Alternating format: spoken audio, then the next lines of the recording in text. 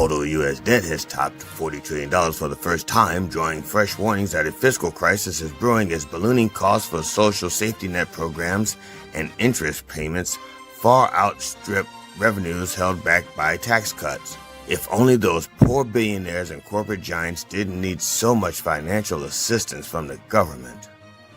A woman is accusing a California Democratic Congressman, 51-year-old Representative Jimmy Gomez, of sexual assault and harassment, according to her attorneys.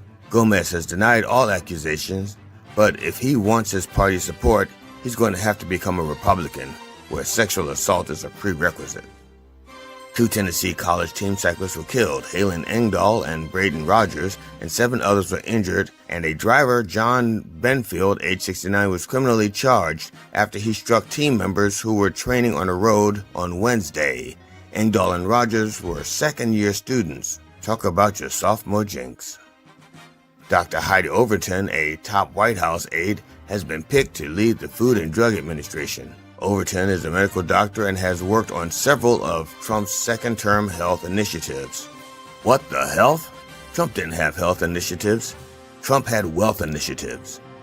A helicopter carrying 6 tourists and a pilot crashed Wednesday in Kenya's Samburu County, north of the capital, Nairobi, killing all those on board after the aircraft departed from the Luisova Wildlife Reserve for a safari.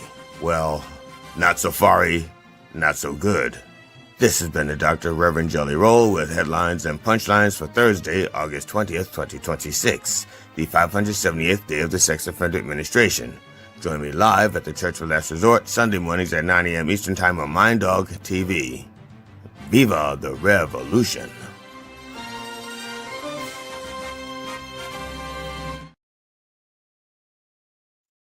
Ooh. I forgot what I'm supposed to do. Don't tell anybody. I got more stuff I'm supposed to do. I gotta do the disclaimer right now. The opinions expressed on this program are those of the host or guest and should not be interpreted as statement of fact.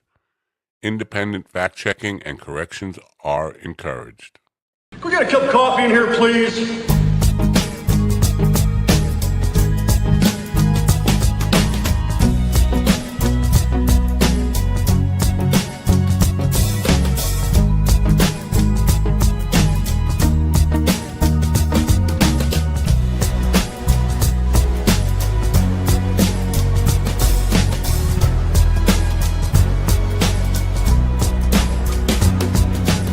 Damn good coffee and hot.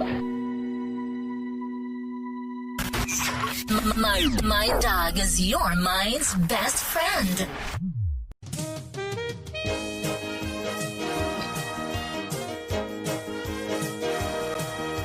My dog is your mind's best friend. Wake up, America. You've got a dog that needs walking. That's right, sunshine. Just put on a big pot of strong coffee and get ready to type your little hate mail with your opinions about kumbaya and flat earth insanity. Stand-up comedy? You want stand-up comedy? Well, we've got sit-down comedy. It's time for Coffee with a Dog. You make me laugh.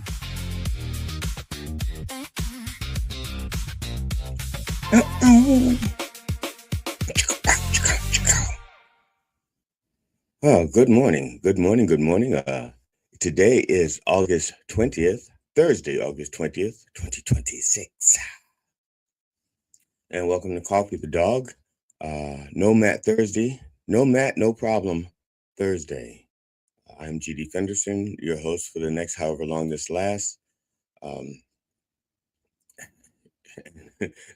That's all I have to say about that. I did not prepare any real videos today, or one video. And I'll show a little bit later. Let me get you caught up on some things. First of all, today's sponsor. Swimming the Cleveland Ocean by John Palumbo from Crack the Sky. The paperback is available on Amazon.com, and the digital and audiobooks available at crackthesky.com. by the words, get the cover and spine and forward for free. That's Swimming the Cleveland Ocean by John Palumbo from Crack the Sky. Okay. That's our sponsor for today, officially.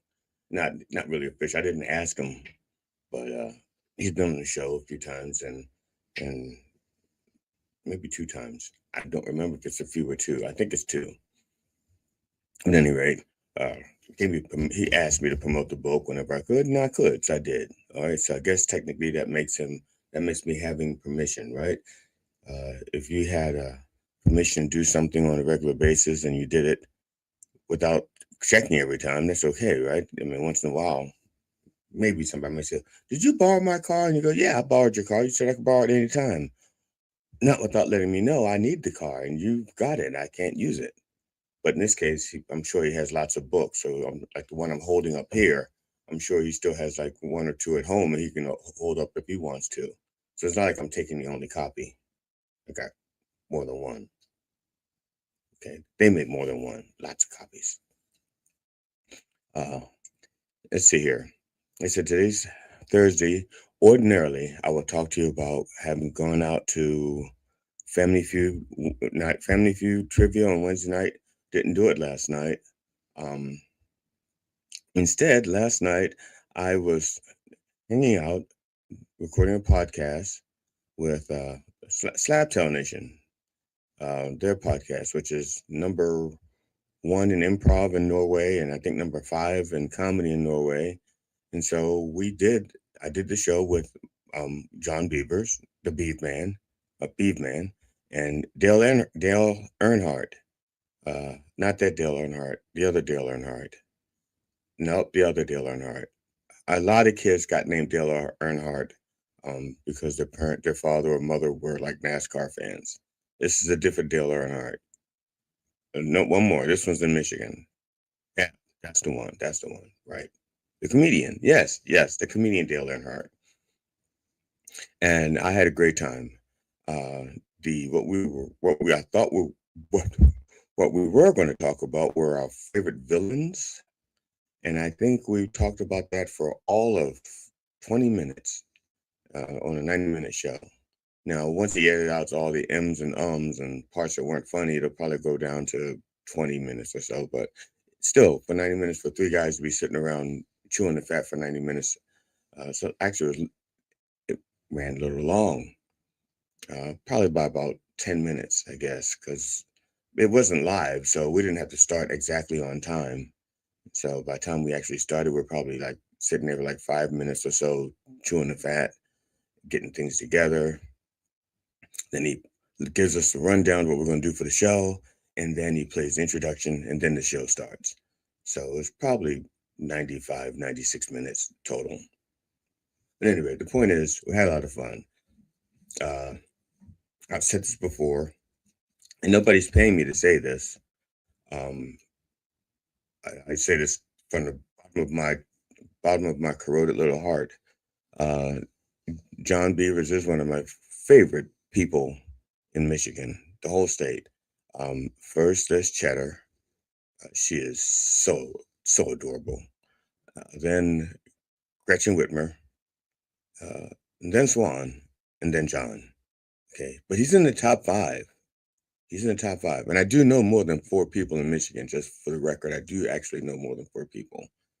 So it's not like there are only 4 people I know in Michigan, and John is one of them. No, I know 5 or 6 people in Michigan, and John is one of them. But he's my favorite male. Did you notice the other 3 in front of him were female? He's my favorite male. There's that. That's right. But we had a good time. And as I'm not going to say always, because I don't remember I don't remember ever not having a good time talking to John. So, but he might remember not having a good time. So I'm going to say it's always a pleasure for me to talk with John. I can't say the same if John feels the same way about me. I can't say it. I can say it. Watch. And John feels the same way about me. I just don't know if it's true. I can say it. I just don't know if it's true. Yeah, what am I? Oh, I'm not paying attention to my comments. Not that I would have them yet, right? Yeah. Okay. It's a little early in the show for comments. I'm just checking. Uh, so that's what I did last night for about 90 minutes. I can't talk about that for another 2 hours because I have nothing else to talk about. I honestly don't remember the rest of the show. I don't remember what we talked about. I remember laughing. I remember us having a good time. I do not remember what we talked about. Uh, so that's it. Now yesterday I did. Good morning, Ann, in Maricopa, California. Good morning. Um, I mentioned briefly. Well, okay. The reason why I did not have any videos to show this morning is because I was looking for specific videos and I could not find the ones I was looking for. And that was okay, I'll show you this. Our cat, Elsie, her name is actually Lucky Cat Found in Woods. That's her full name. We called her LC for short. LC for short. Lucky Cat Found in Woods. And uh, she she passed away in her sleep on Friday evening. And so kind of been dealing with that. We took her to be cremated on Saturday. I picked up the ashes yesterday. Um, and it was weird. First of all, when I went to pick up the ashes, I went to the crematorium and I did not know that it was a full service funeral home. I didn't realize it until I, when I walked in, there's a poster and I read it and I didn't think anything of it, probably because of the state of mind I was in. And when I picked her up, I was waiting. And while I was waiting to get in, because you don't just walk in, you have to be buzzed in. Um, and so while I was waiting, I could see this poster and I'm reading it and I'm thinking, awful lot of services for an animal. That seems too many services for an animal. But some people love their animals, Uh, I love them so much that they're like part of the family. So, yeah, they could have a full blown funeral service. Everybody comes by and says goodbye to the hamster, because it makes little Jimmy feel good or whatever. I could see people doing that. I couldn't do it, but I could see other people doing it. Um, but after I picked up Elsie's ashes, I asked the woman, I said, Is this? Oh, I picked up on my way out. I looked to my left, and there's a big old room there's a big old room, and there's a full-size coffin in there. And I realized that this place isn't just for animals, it's also for people. And so I, but I had to ask anyway. I said, that poster there, that's an awful lot of services for an animal. And they go, oh, we also do people. And which just, uh, good morning, Heavy Kev in New Zealand. We didn't catch any artwork from yesterday, and I was looking forward to it. But hey, that's okay. No pressure. You're not obligated. You do this out of the kindness of your heart, and I enjoy it. So that's it. So on a way out, um, I'd start to look at the place differently because when I got there, to me it looked like a prefab building. Metal sides. Well, the bottom part of it was brick or cinder block or something, but the top part of the wall was blue metal, with, roof and everything. So it just looked like a prefab commercial building, and it's in a commercial park. Um, Now I don't know if the actual whole funeral was there, if they just cremate people as well as animals. If it's literally just a crematorium, but the fact that they had a room with a coffin in it, I don't get that because why would you buy a coffin just to burn it? No, that doesn't make sense. And so it's possible that's like maybe a model. so somebody can go there for their services, get the coffin, and take it, get a coffin to go. Like to go in says, yeah, my grandfather just passed away. It was unexpected. He was 109, and we were planning his 110th birthday, and but unexpectedly, when we yelled surprise, he died. So we need a coffin. Can can I get that one to go? Uh, I mean, it's possible. I don't know. Like I said, but I know they offer. They said full crematory. They said they're. I don't remember seeing funeral home. Oh, Heavy Kev says busy writing 4 new tracks. Crazy recording session with Tripsville last night, and he's like um, several hours ahead of us in New Zealand. So last night was yesterday. No, wait a minute. Right now it's tonight there, right? Yeah, it's the middle of the morning there, not middle of the morning, like 1 a.m. I guess or something, 2 a.m. And so I get lost. At any rate, so I could not find the bits. Um, when I do some of my longer shows, I do do like cat updates, and I could not find them. Uh, So, and that's what I wanted to do. I just wanted to focus on, I want to play some of the things, me talking about the cats. And some of the stuff I can't remember off the top of my head. I mean, yeah, that I can't remember some of the stories off the top of my head, but this way I would have got a chance to see um the the videos and people, you could hear the people laughing, and it'd been different than me just going on and on like I'm doing right now. But I am going to show you a video that I found in my phone of her. I shortened it to like 32 seconds because it was way too long with nothing happening. Um, but this is Elsie, and I'm going to play this video real quick. It's like 32 seconds long.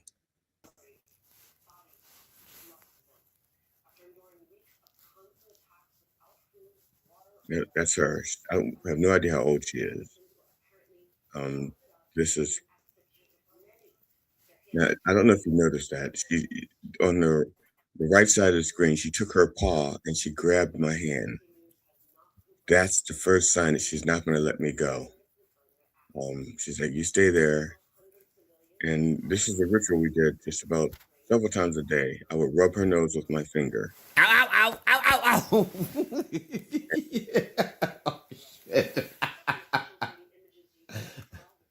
I'm showing this to your mother.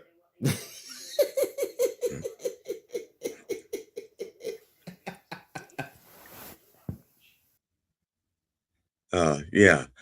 Thank you. Someone in the comments says this show sucks. Where's Matt? Thank you. Appreciate that. And you're right. This show does suck. And it doesn't matter if Matt's here or not. And so, yeah, but thank you for commenting. We appreciate it. At least you're watching for now, right? Uh, so that's the video I want to share. Now, part of the thing but because I could not find the other videos I was looking for, that laugh, um, is like I said, I have several laughs that I have. I mean, real genuine laughs, and that was like a genuine laugh. And I think that laugh was more like "you little cunt," you know, "you bit me, you little cunt." That's what that laugh was. And so, but I realized I have a lot of laughs. Well, genuine laughs. And people have lots of different laughs. And so I didn't want to talk about that yet. Did not want to talk about that yet. This is what I want. This is what I really want to mention. Okay. And damn it, I should have done a graphic for it. Yeah, I should have done a graphic for it. Damn it. Maybe if I get time later on, maybe I can do it in real time while I'm talking to you. All right. Now, I've talked about how when I write material, I write for an audience of 12 people in my head. There's 12 different types of people, like I said, in my head when I'm writing. Um, and a lot of people say, "Well, where'd you get the number 12? Did you make it up?" But yeah, I rounded it down. I wanted a nice number that I can work with, and since their number 12 is we're pretty used to the number 12. I could have picked another number, and then somebody would say, "Why 13 or why 14? Um, why jelly?" And I would say, "Okay." So, but I picked 12 because it's a number that people are just used to. I could pick any number I wanted to, I guess, as long as I could divide it up into actual people.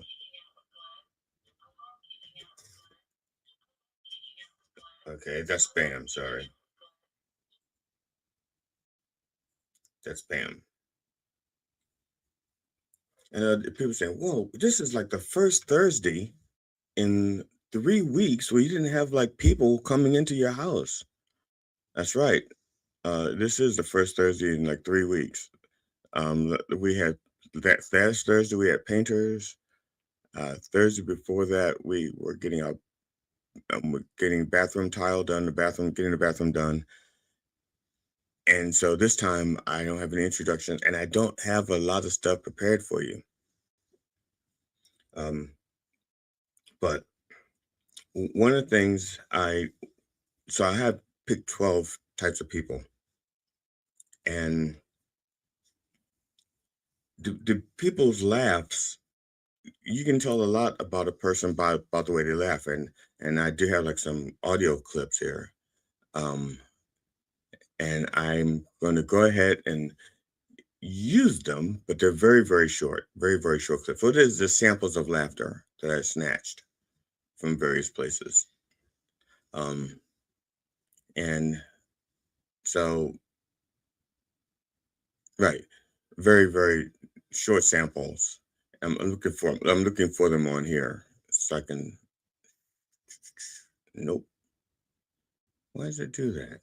Yesterday Matt was having issues with the StreamYard, and today it's me. Okay. Now, actually the truth is I don't know if I want to do that yet either. Man, no. Okay. Okay. When I was younger, a lot younger, I I had another um partner that I was living with, and she had a daycare center. And because we were around the kids all day, I got this idea of something I wanted to do with the kids, but it had to be a secret. Didn't want to tell anybody, because I didn't want to be an influence on the kids. I just wanted just to know how the kids turned out. So I would take pictures of the kids, their faces, just their faces. Okay, I'll show you what I'm talking about. Okay, when I was in my 20s, I got a hold of this book here. It's called Secrets of the Face. Okay, Secrets of the Face, Chinese Art of Reading Character Through Facial Structure and Features. And what this book is, in China, there's this art, and if I say it wrong and you want to correct me, go ahead, fine, I don't care. But it says, okay, it's called Siang Main, I guess. Siang Mean, SIANGMIEN.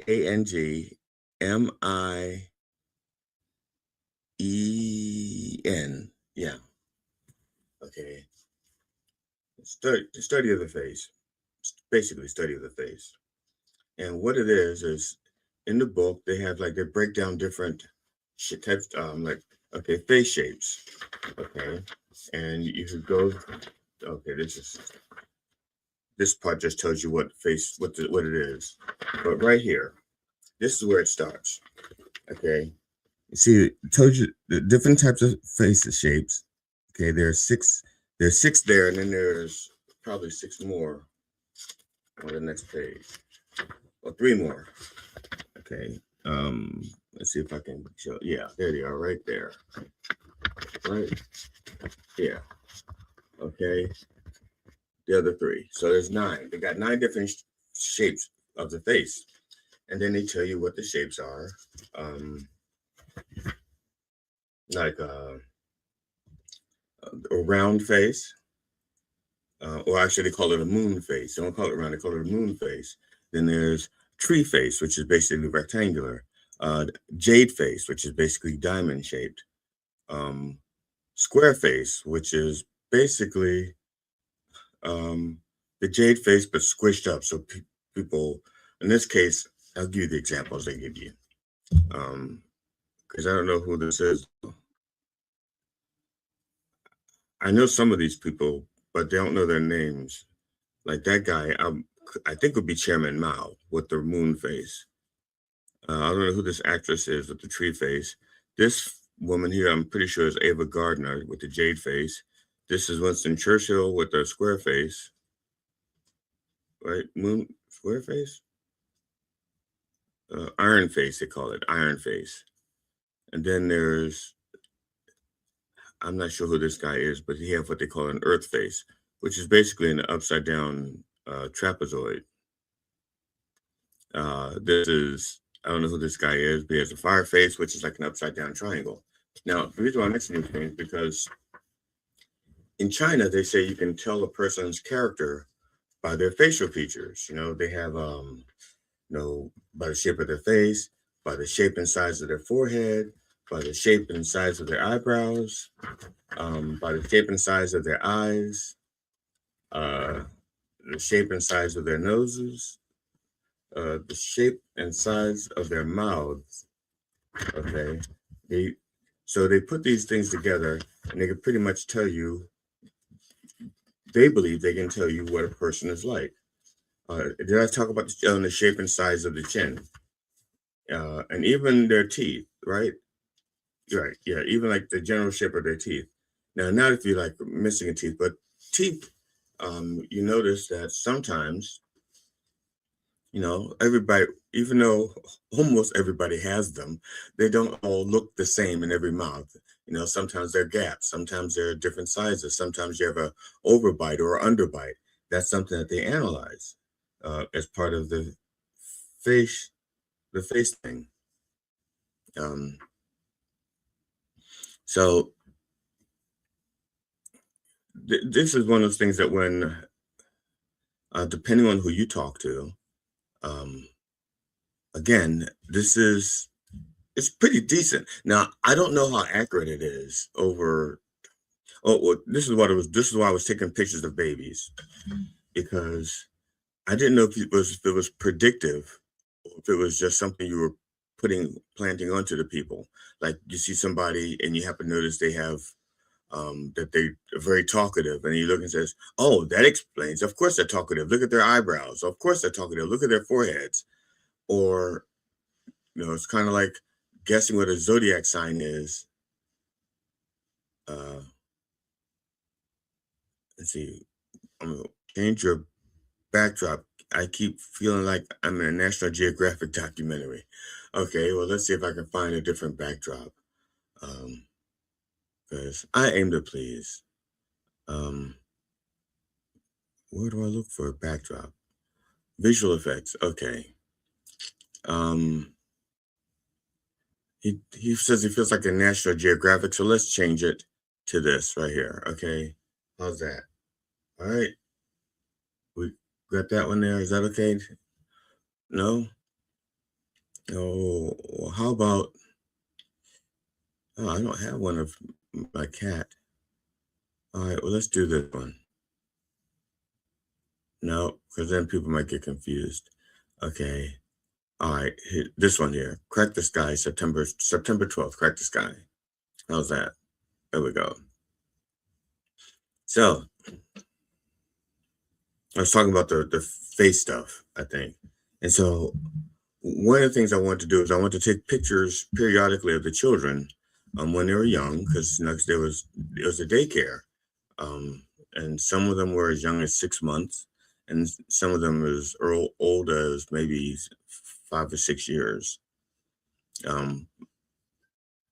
So Yeah, because they hadn't started. Most of them hadn't started school yet. So I'm gonna say from 6 months to maybe 4 years old. Because they were there all day. Most of them. Some of them were there just after school. If they were dropped off, sometimes they're there after school, like the school bus will pick them up, whatever.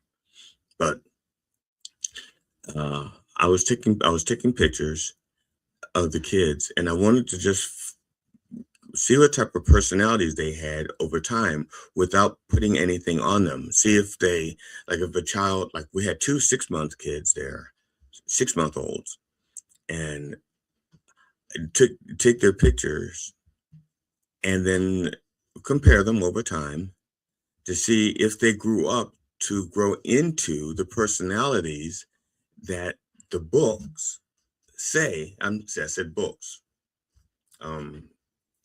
Well, at the time only had the one book, but over time, I befriended this guy, Carl Wagner, Jr., who developed his book, Characterology. He called it's the same thing, Characterology, the art and science of character analysis. And one of the first things I did was let him know that it wasn't an original thought, that he got it from these people here, right? That's the first thing I did. Now, he hadn't heard of these people, so he wouldn't order the book. He said he hadn't heard of these people, right? But at any rate, and so, because I took his workshop. As a matter of fact, he signed this book to me. Who is this? Is this his obituary? Did he die? Oh no, this is his flyer. Okay. I put his flyer in the book. All right. All right, there we go. I don't know if he's alive still though. He could be. I mean, I'm still alive. I thought he signed the book. I thought he signed this book. I really did. Don't tell me oh, there it is. He did sign it. It says, to Glenn, one of my greatest students. Thank you. I expect great results. Peace and blessings, Carl. Now, I don't know what he means by great results. I mean, if this is what he means by great results, he's disappointed, right? So, and basically, I had this theory once I read her book about Chinese Chinese face reading. And I don't know her name, something Young. Let's see, what is her name? See, it's torn, so I have to look inside. What is her name?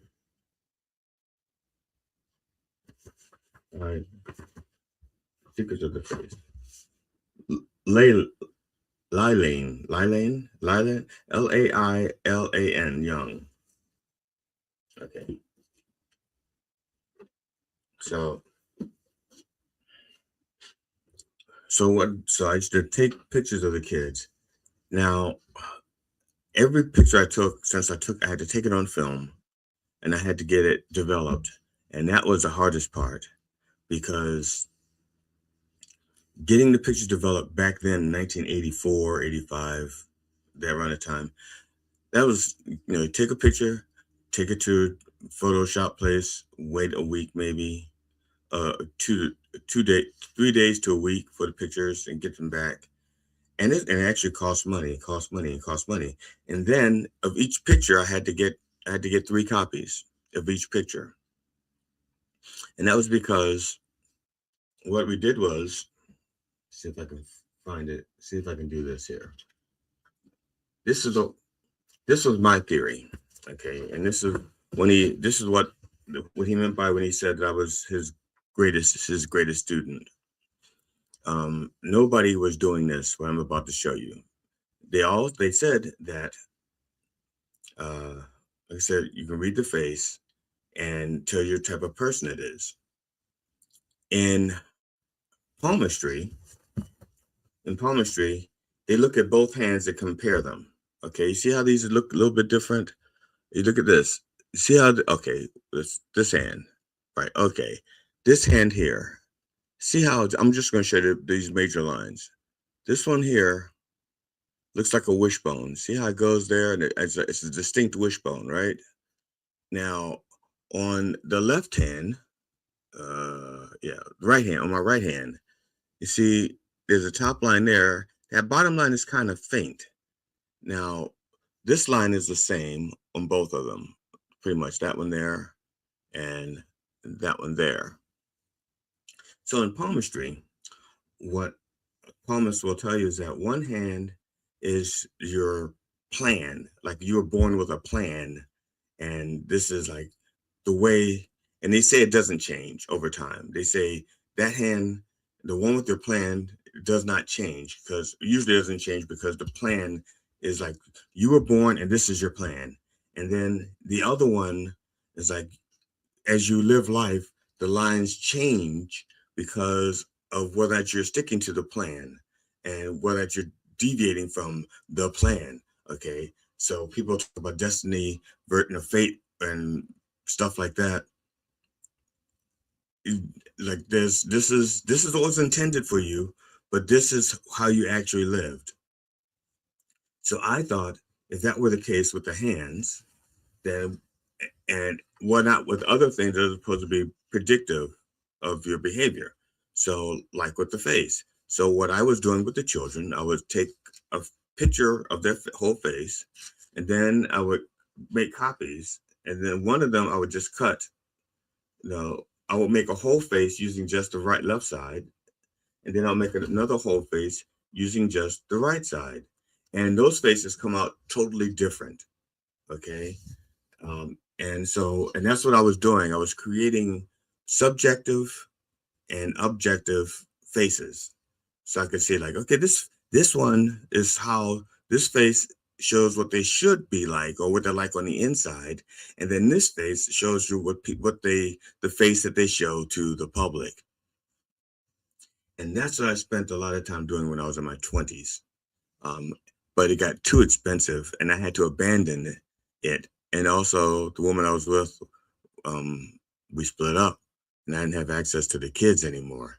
So I just stopped. I just stopped. And then I got rid of the pictures of all the kids because I didn't want to look like a creep. I didn't want somebody going through my photo album and going like, "What are you doing with all these pictures of babies? And why are their faces cut in half and put together different? What's wrong? What's wrong with you?" I didn't want to answer those questions ever. And it's not that there's anything wrong because I just told you what I was doing. It's not creepy at all, right? See? But other people seeing the pictures out of context said, that's not normal.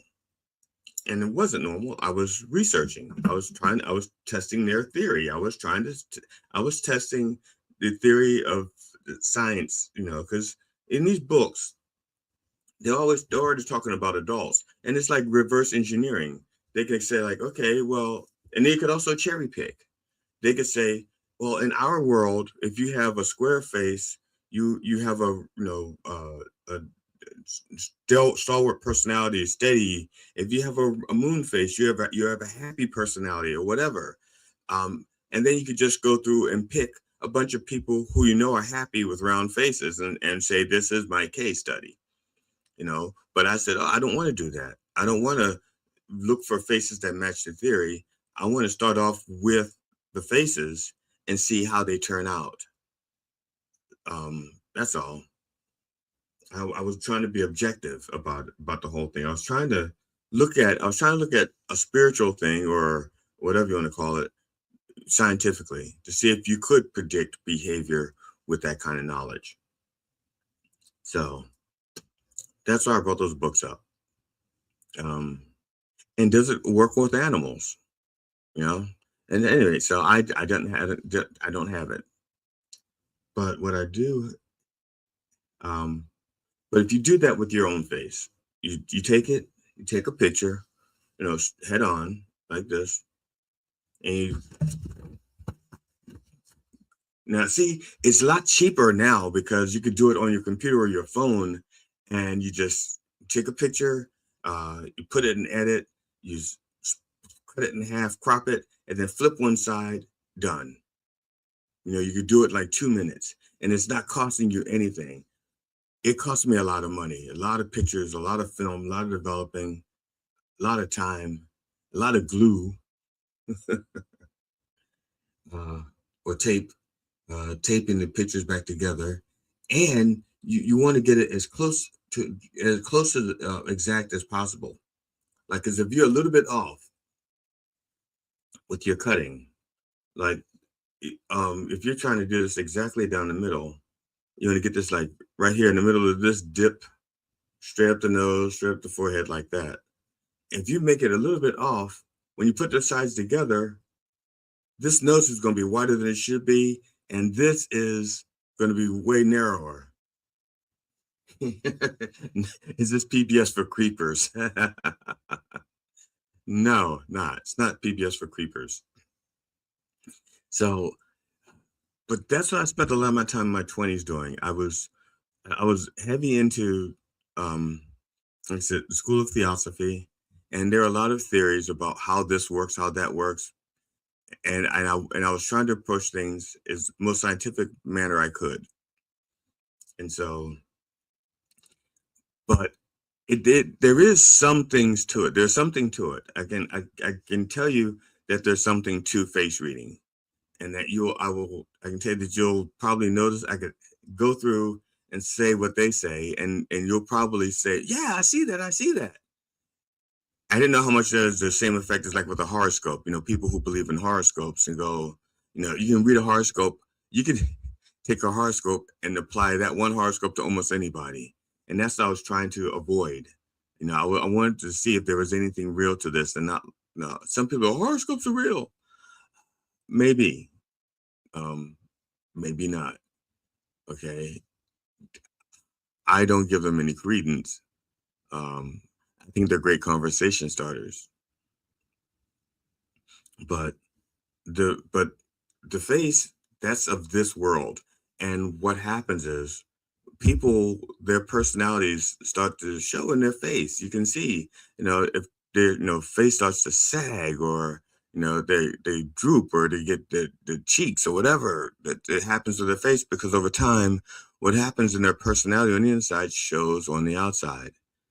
And so that's what I wanted to find out. I wanted to try to find a way to measure that kind of stuff.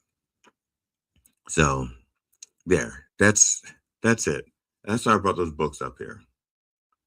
Now, like I said, these books are from the 1980s.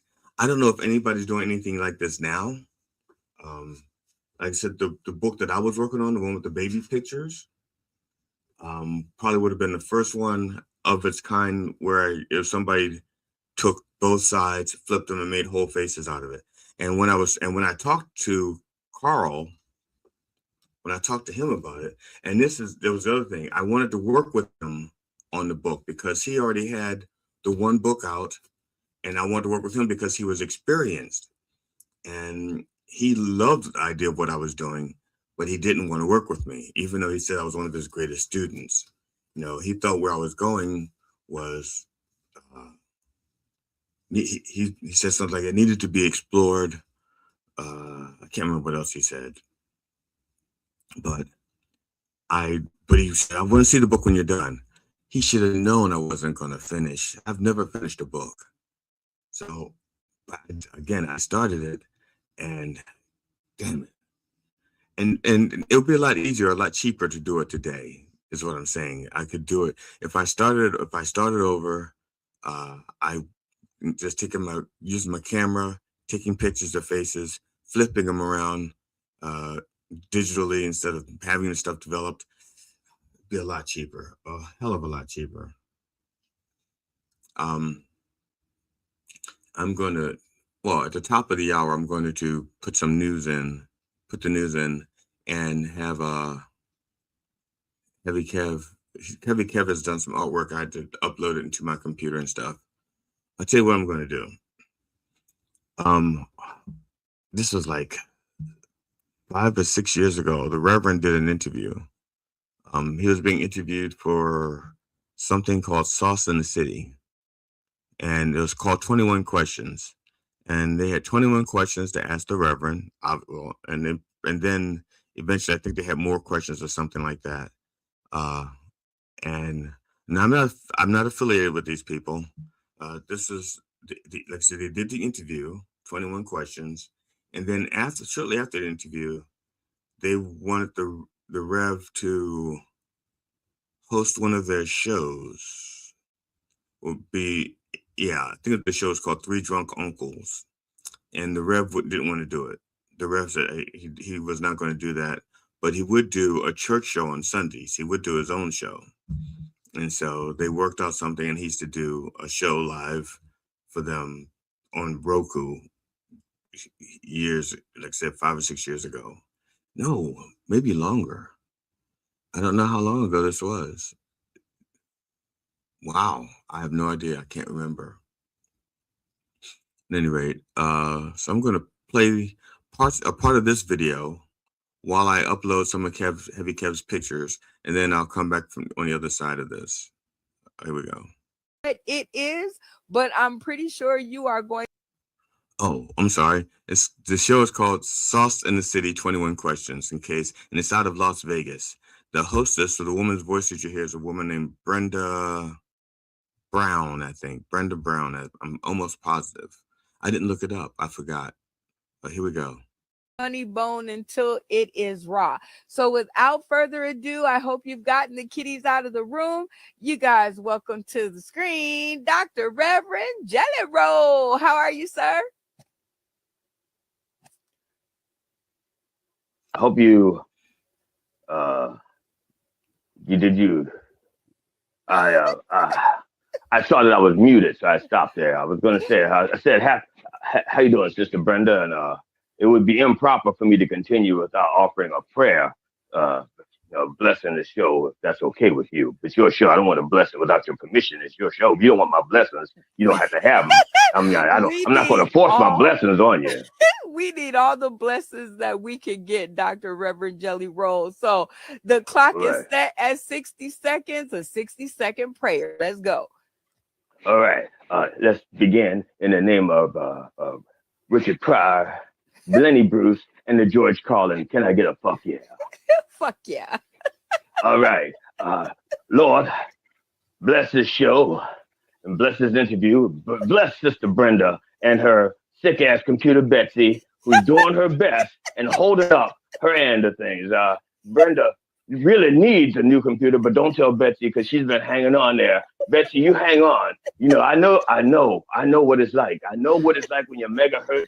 I know when your megahertz and your kilohertz and your gigahertz. And baby, I've got my hands on your giga right now. We're going to heal your giga so your giga can stop hurting and you can run, okay? So, and bless the audience. I bless the audience. I feel a brother G Dane. He's got syphilis. Oh my Lord. Okay, G Dane, oh my goodness, put your testicles on the phone, and I can heal your syphilis right now. Okay. And what's this? Uncle Walt. Oh my goodness, he's got anal warts. Uncle Walt, put your ass on the phone. I will heal your anal warts. Yes, I will. And what's that? Johnny Royal. Oh my goodness. I didn't even know you. I didn't even know people still got gonorrhea anymore. But he got it. Okay. But put your infliction on the phone and I'll heal it right now. And Randy. Oh my goodness, Randy. Oh, you still ain't got no hair. Oh my God. Oh boy. What's wrong with your head, boy? What's wrong with your head? I thought I healed you last time. You should have a full head of hair by now. But Lord bless Randy, the white guy, and bless all your audiences out there. Bless all of you. And in the name of Richard Pryor, Lenny Bruce, and George Carlin, can I get a fuck yeah? Fuck yeah. Right. Welcome, Dr. Reverend Jelly Roll. Excuse my flip of the tongue. And because I have gotten a chance to know you and have you on a couple of episodes, why don't you tell the people tuning in today, tomorrow, and beyond a little bit more about Dr. Reverend Jelly Roll? I just like saying the name. Thank you. Okay, well, I am the Dr. Reverend Jelly Roll, PhD, DDS, ADHD, SNDC, Sauce of the City. And people ask me, what is my PhD in? I am actually theosophist. Actually, I belong to the Theosophical Society. Theosophy actually means the wisdom of God. And when you hear me speak, you'll know that I got his wisdom. He hasn't been using it for a long time. I borrowed it from him. I'll give it back when I'm done. That's okay. He's like that. He's resting. Seventh day, he's resting. And so he hasn't been using his wisdom. Look at the world. You can see how fucked up the world is. He ain't been using his wisdom. Somebody's got to use it. I'm using it. And I ain't going to get it dirty. And when I'm done, I'll get it back. I'll press it and clean it. Just like I borrowed one of your records and I get all the dust off and it's not scratched. And you don't even know I borrowed your record. And you just put it back in the sleeve when you finish cutting up your pot on the album cover. You know what I'm talking about, album covers, right? You know what I'm talking about, right? You know? Okay. Well, fuck you young people who don't know what an album cover is. You missed it. You missed the 70s and the 80s. Those were some good fucking years. Good drugs. Not like the shit the stuff we had back then was pure, cut pure. If it wasn't good stuff, I wouldn't be here today talking to you.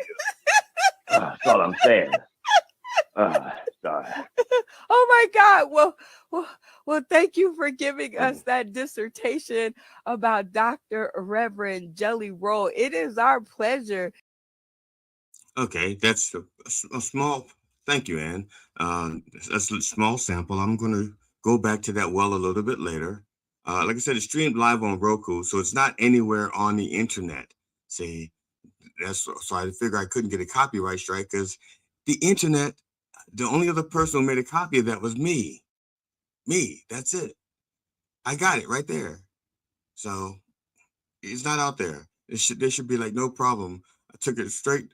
I recorded it from the actual interview, and then it went, and it was streamed live on Roku television at the time. Now we'll have some images from Heavy Kev. Let's see here if I can find them. There we go. All right.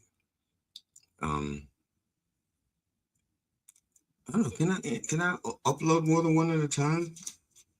I'm gonna find out. No, you can't. I cannot. Okay. Now earlier, Kevin said that he felt like he was watching a National Geographic background with my previous thing, so he just threw that up there, which is just fine. I think I seem to remember that cover. I do. I seem to remember that face. Let's do this one here. And this is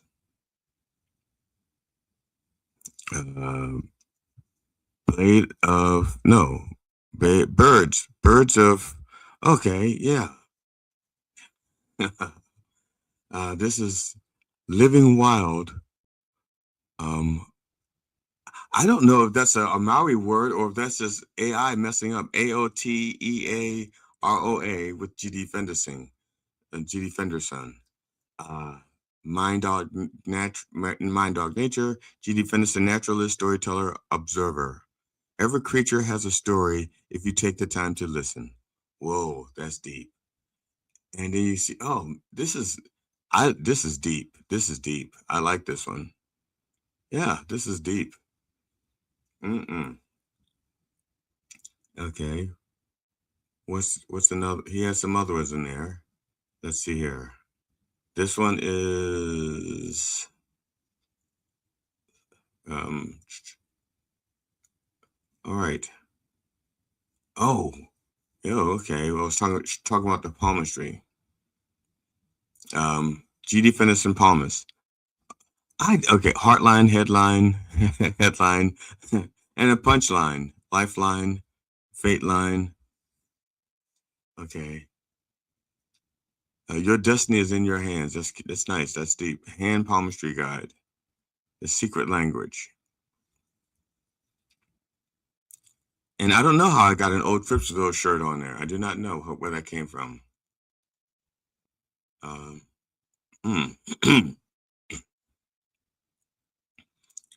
Let's see here. What other pictures do we have?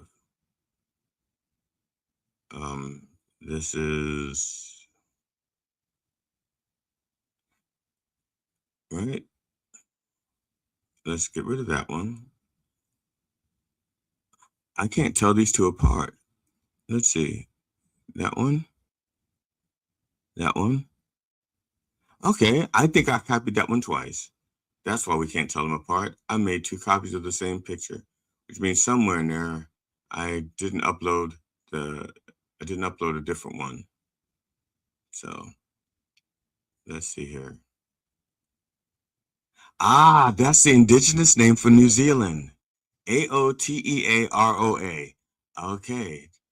So I was kind of right. I said a Maori word. I did say Maori, and I don't know if that's correct, if I said that correctly, but okay.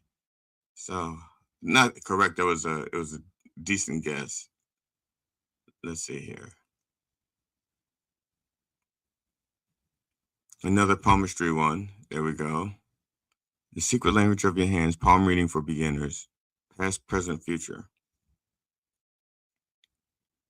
Oh, they moved my wedding band to my middle finger. And my fingernails are much cleaner than that, I hope. Really? Yeah, see, they're cleaner than that. So thanks, Harry Kev. I appreciate it. Get that out of there.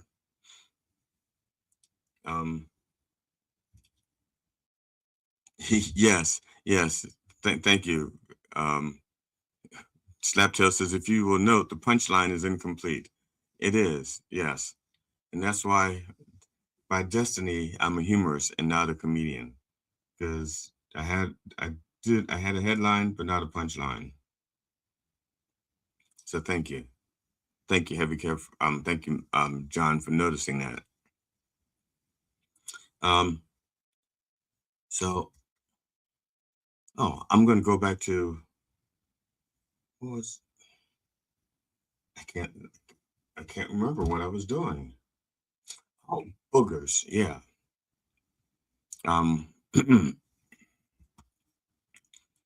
So that's it. I haven't done anything else with my life since last time you saw me, which was on Tuesday or Wednesday, whenever I was on the show Wednesday. See, that's the thing with me doing this every single day with Matt.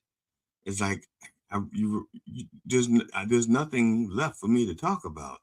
So I try to show you the old clips and stuff. So I'm going to go ahead. I'm going to put this some more of the interview with the Reverend while I fix the pictures that I just got that I uploaded from.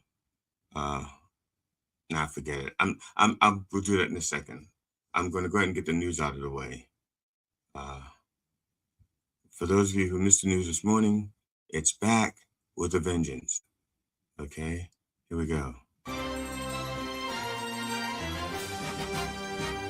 This is the Dr. Reverend Jelly Roll with headlines and punchlines for Thursday, August 20th, 2026, the 578th day of the Sex Offender Administration. Total U.S. debt has topped $40 trillion for the first time, drawing fresh warnings that a fiscal crisis is brewing as ballooning costs for social safety net programs and interest payments far outstrip revenues held back by tax cuts. If only those poor billionaires and corporate giants didn't need so much financial assistance from the government. A woman is accusing a California Democratic congressman, 51-year-old Representative Jimmy Gomez, of sexual assault and harassment, according to her attorneys. Gomez has denied all accusations, but if he wants his party's support, he's going to have to become a Republican, where sexual assault is a prerequisite. 2 Tennessee college team cyclists were killed, Halen Engdahl and Braden Rogers, and 7 others were injured, and a driver, John Benfield, age 69, was criminally charged after he struck team members who were training on a road on Wednesday. Engdahl and Rogers were second-year students. Talk about your sophomore jinx. Dr. Heidi Overton, a top White House aide, has been picked to lead the Food and Drug Administration. Overton is a medical doctor and has worked on several of Trump's second-term health initiatives. What the health? Trump didn't have health initiatives. Trump had wealth initiatives. A helicopter carrying 6 tourists and a pilot crashed Wednesday in Kenya's Samburu County, north of the capital, Nairobi, killing all those on board after the aircraft departed from the Luisaba Wildlife Reserve for a safari. Well, not safari, not so good. This has been the Dr. Reverend Jelly Roll with headlines and punchlines for Thursday, August 20th, 2026, the 578th day of the Sex Offender Administration. Join me live at the Church of Last Resort Sunday mornings at 9 a.m. Eastern Time on Mind Dog TV. Viva the Revolution!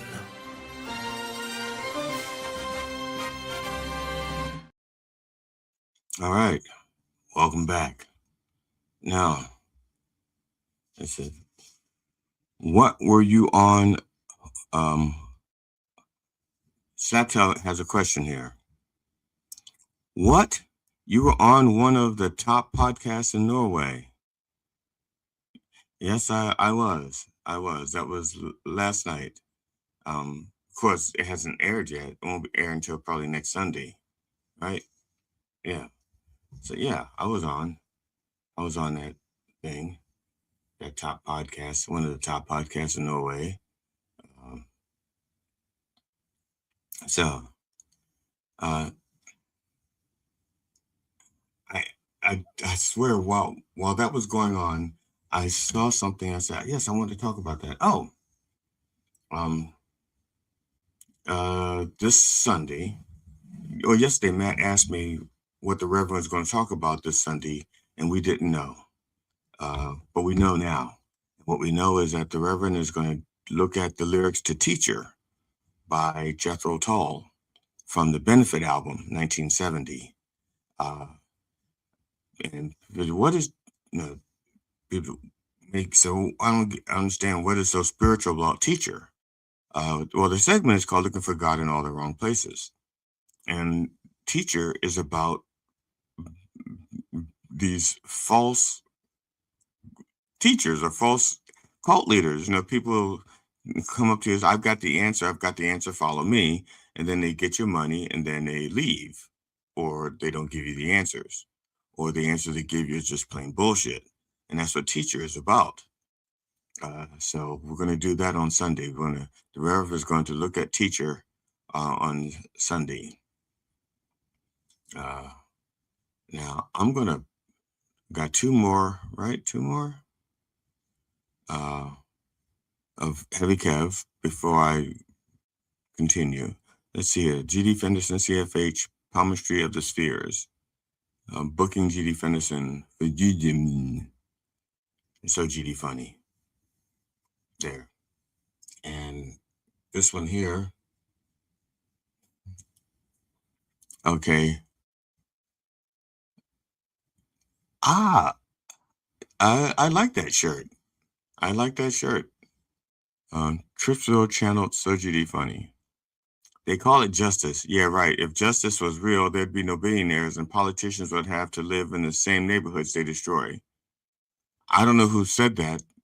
I wasn't the one who said it, but good on you. And it says, question everything, even me. And that's the truth. Yeah, yeah. So that's interesting. I could have done that. No, I'm not. I can't do it now. I can't focus. I can't do two things. And then I don't want to sit here and try to do something and then explain to the audience what I'm doing while I'm doing it, because I'm boring enough as it is. Carlin said it. Oh, okay. Yes. Makes sense. Yeah, I remember now. Yeah. I remember. Absolutely. I remember that.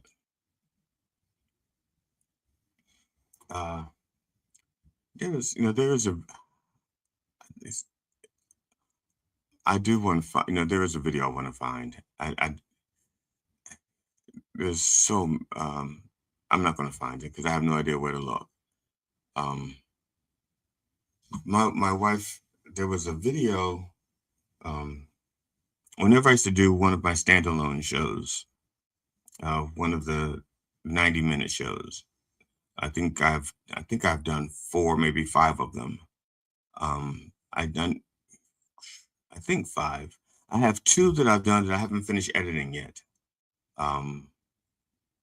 Yeah, I have 2 I have 2 90-minute shows that I have not finished editing. So I guess I have a total of 5 different 90-minute shows. And so once I finish editing them, I've shown some of the clips from them, here on the show, but I just haven't edited as an entire show, to get the camera angles and stuff like that. And the laugh tracks that I use, according to some people. Yeah, I don't use laugh tracks.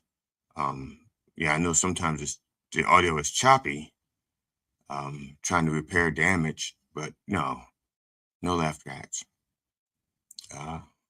Now, oh, back in the day, the Rev used to have a show before the Church of Last Resort. The Rev used to do a different type of show, and he tried to duplicate it here. But the problem was back then when he did the show, it started at 12 o'clock on the East Coast. So on the West Coast, it was 9 a.m. So it started a little bit later and it had like a lot more people.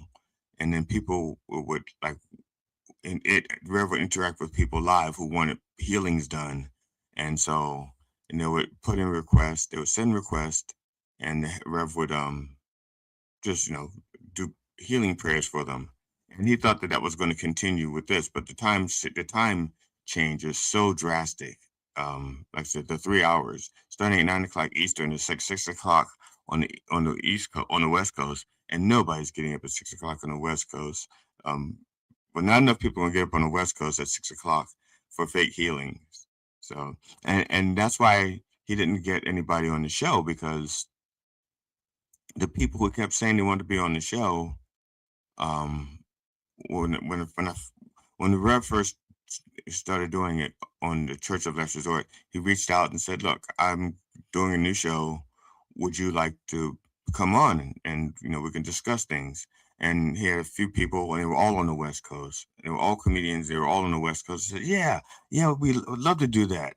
And then so the Rev would book them, send them the link, and then they wouldn't show up. And then later that evening, the Rev would reach out to them and they go like, "Oh man, that was like awfully early, 6 a.m." I said, "Yeah, it was 6 a.m. when I told you about it." "Yeah, but I didn't know 6 a.m. was like 6 a.m. That's like 6 a.m. Man, I can't get up at 6 a.m. But, okay, fine. But just so you know, you asked to be on the show, you know, so, and we talked about this." And so after 3 people didn't show up, the Rev says, "Fuck it. I'm not doing it anymore. I'll just do it by myself because I know I'll show up." Uh, Oh, so 7 in California. I can tell time's changing as the sun is coming up later. Yeah, so it's 7, right? 7, yeah, so 3 hours difference. So, but when the show started at 9, it was 6 o'clock there. So, thank you, in California. And so that's it. And doing the show at 12 o'clock on the East Coast just used up my Sunday afternoon. It's like, because I'd get up to start prepping for the show. It started at noon. We got in the green room at 11:30. So I was up at like 9 o'clock preparing for the show. And then the show would start at 12, run to 1. And then we had the post-show, just, discussions, like in the green room, so like we wouldn't finish like 1:30. Well, that's most of my Sunday right there. Every Sunday was like shot. And that's not even why I stopped doing it. I stopped doing it because I had an agreement with the people producing that show that if you ever lied to me, I was out. Don't lie to me. And you know, she lied to me, big time. And so that's it. They was trying to make um, they were a small production, and they were trying to come off as bigger than they were. And so they were talking about flying the Reverend out to out to Vegas to do a show. And of course, and I said, okay, that's fine. If the Reverend gets a show, I want one too. I said, "You're not just getting one of," I said, "You have to do, I said, you don't have to pay both of us. You pay one of us, but we both get shows. They say, oh yeah, great, yeah. Pick a date, pick a. I said, no, you let me know because you have to get the venue. I don't have to get a venue. I give you a date, and then you would find a venue. No, you find a venue, then we'll get the date. Say, okay, yeah, we got a venue. We got a venue. At least we got one for the Reverend. We don't have one for you yet. I said, okay. Let me know when you get one for me. And it turns out they didn't have a venue for the Reverend either. They wanted to fly the Reverend out to do a birthday party. Again, fine if you're going to pay him. But then they started saying things like, and the Rev, has to pay for his own transportation, his own room and board, his own. It's like, whoa, no, that's not what you told me. You told me that you guys were paying for it. You want to fly me out there. I didn't ask to come out. You asked me to come out. Those are the terms we agreed to. And so the terms we agreed to were backed out of, and I stopped doing business with them. As a matter of fact, it's the first time I've played a clip of theirs since then. And I think that was like a year before the Church of Last Resort, which I think has been going on for almost 3 years now. Right? They're on episode 149. There'll be 52 episodes in a year. Yeah, it's almost coming up on 3 years. Wow. And I'm coming up on 12 years of doing comedy. September 14th. 12 years. Where has the time gone? And it seems a lot longer for the audience than it has for me. That's for damn sure, right? So, let me go back to and play another clip from Saucon City, the 21 questions they're interviewing the Reverend. Here we go. You on our screen today, and wow, we get to do the first part of the show, and I can only imagine how this is going to go. So let me explain to you the rules, Dr. Reverend Jelly Roll, of the program. Okay, are you ready? Yes, I am. Okay, so first of all, we are going to hurl 21 random questions at you. I did not have time to prepare today, so they could be anything. The first, the first round is going to be easy peasy. The second round is going to be a little harder and may get you kicked out depending on which person is around you when you answer and how you answer. The third round is going to be our hot tamale round. And I had to look up some questions and some stuff because before the show, you said bring your best. And I really want to get some answers from Dr. Reverend Jelly Roll because I take your word to heart. So do you understand the rules so far? Yes, I do. Yes, I do. Yes. Okay. Well, you have 3 opportunities to tell me that you are not going to answer a question by saying, I don't know, I don't care, or I can't answer because I work somewhere that will fire me if I answer incorrectly. So you have 3 times to do that. Okay. Then on your third one, I will ask the savor question, which is one more question after the after the third time you've told me you don't want to answer. And after that question, I will kick you from the studio and I will continue on with the show because I have shit that I want to talk about. And it has to do with the Patio nightclub here in Las Vegas, Nevada on July 24th.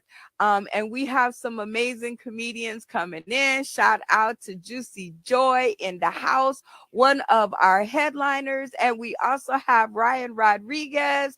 Shout out to him for our first session of dueling headliners on our second edition of First Date Night Game Show. You guys have to get see, I take over the whole episode. So you get it so far, Dr. Reverend Jelly Roll, correct? Oh, absolutely. Okay. Now, I am a good hostess, some may say, depending on who you ask and what day you ask them on. And so I will ask you at the beginning of each round if you would like to continue on or if you would like to call it quits. Yeah. Okay. And once you answer, if you call it quits, we'll just wrap up the interview and you can stay in the studio while I roll on and tell you guys about July 24th here in Las Vegas, Nevada with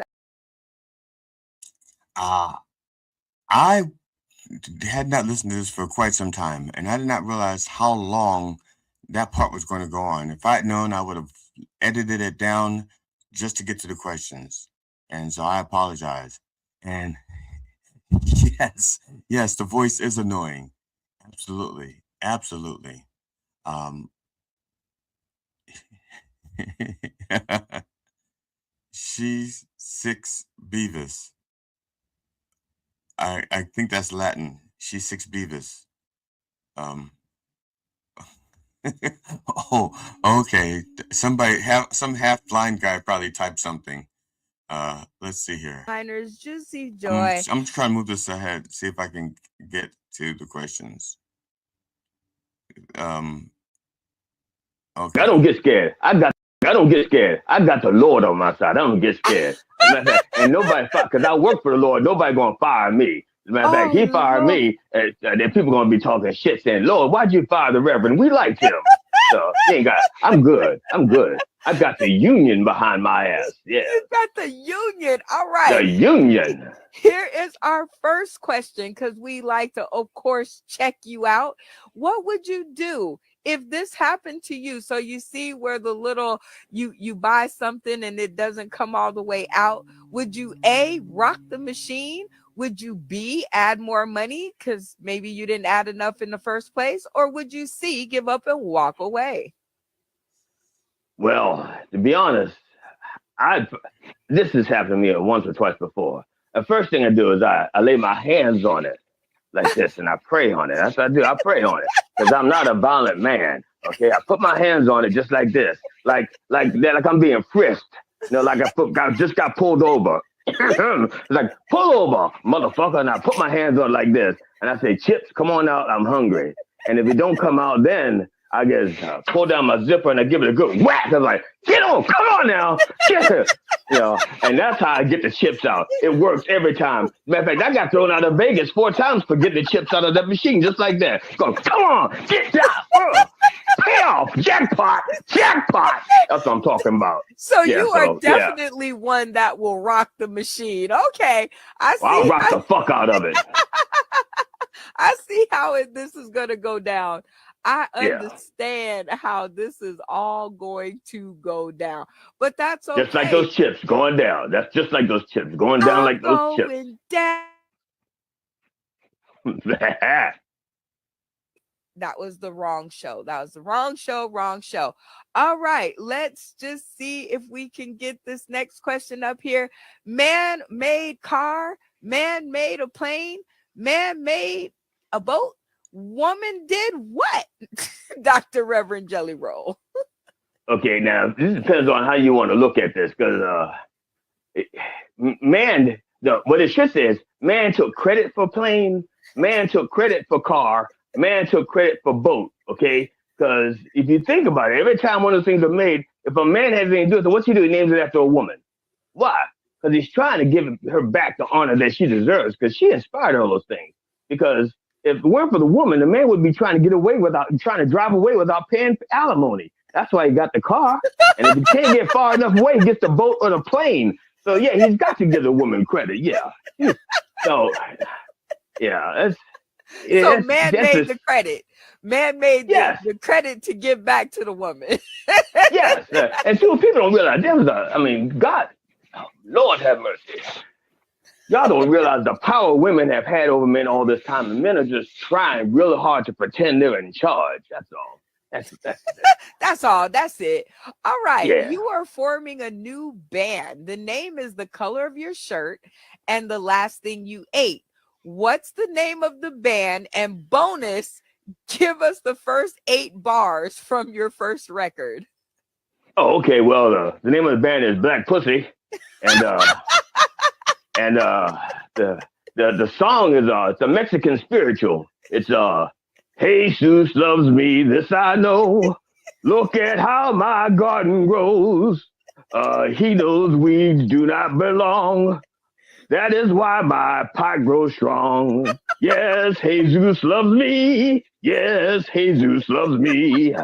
Yes, Jesus loves me. And my pot grows so strong. Yeah, that's the I song love right it. there. I love it. Oh my God, let's keep it going. We're asking 100 Facebook friends, name something you will no longer waste your time, energy, or breath on. It's MySpace.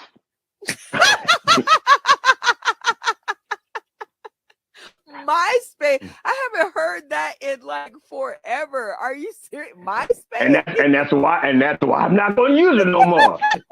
See? You just proved my point right there. You just proved my point.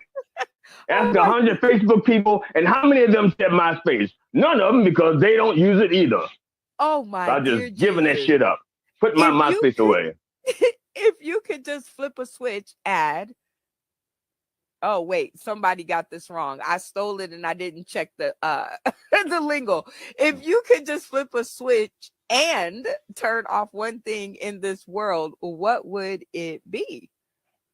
Oh, that's simple. Greed.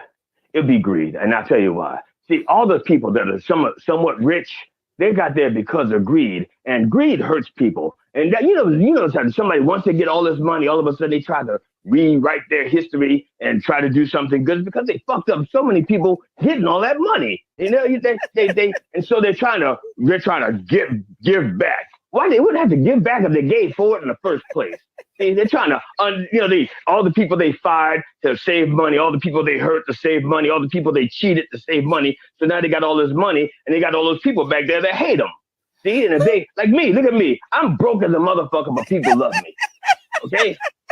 But you look at, what's that name? Reverend Jake, that Jake guy. That he has like a mega church and a mega plane and a mega bus. And you know something? He's got mega issues. Okay, that's why he's always asking for more money, because he's trying to buy more things so he can forget how much people hate his wretched ass. But people love me and I'm broke because I treat you right. I treat you right. Okay. I'd forgotten about the. Honestly, I knew that the interview existed. I hadn't looked at it for a long time, and I'd forgotten a lot of the questions. But then I'm watching it. I'm thinking, okay, I know what his answer should be. It should be greed, right? So there. Now later, what's today? Today's Thursday. We just had a thunderstorm. I was supposed to cut my grass today. I do not know if it's going to be dry enough, if the sun's going to come out to dry, but I have quite a bit of work to do around the house, even if it's grass is wet.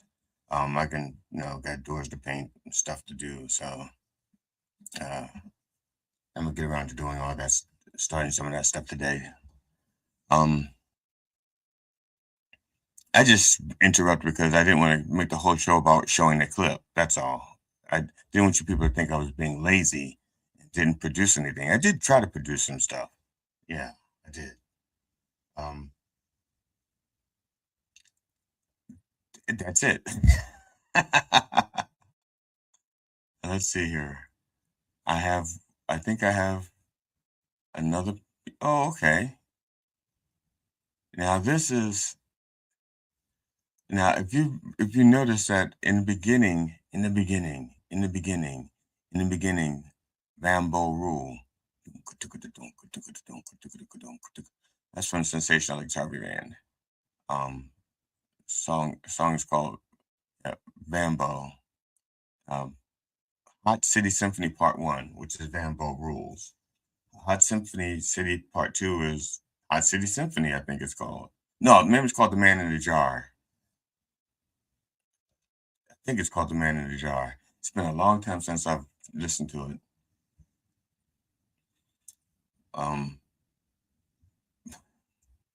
But in the beginning, when the Reverend first started doing this stuff, his Trinity was, now I forgot, it was Richard Pryor, Lenny Bruce, and George Carlin. Now that wasn't really what his Trinity was. It was just something he made up on the spot.